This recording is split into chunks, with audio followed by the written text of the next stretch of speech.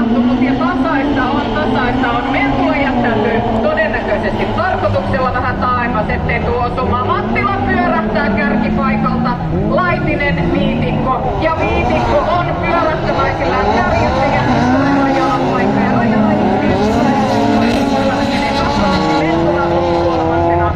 Sami Laitinen nelospaikalla ja Mentula Koski kuudentena ja Mattila Mikko lähtee takaa.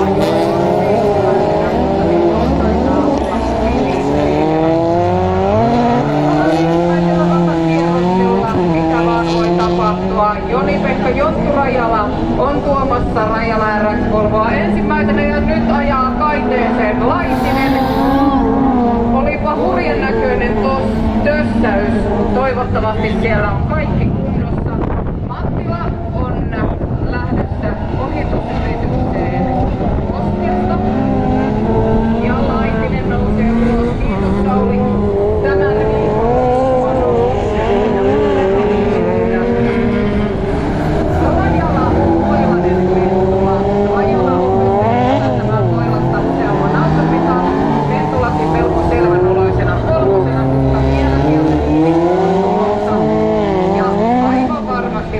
Hakemaan podiumsijoitusta. Ei helpolla pääse Mentula tuossa kolmospaikalla.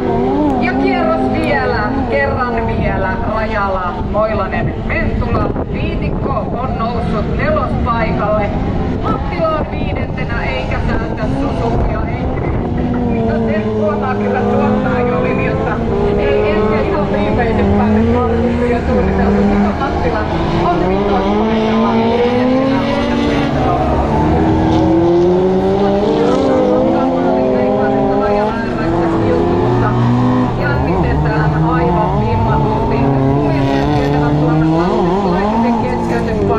Ei muuta kuin jarrulle ja sitten jaellaan vallakirta ja Joni-Pekka Rajala voittaa poikkinäintiajot. Toinen on Taneli Moilanen, kolmas Mikko Mentula, neljäs Janne Viitikko, viides tänään Niko Mattila, kuudes on Petro Koski ja seitsemäs Sauli Laitinen.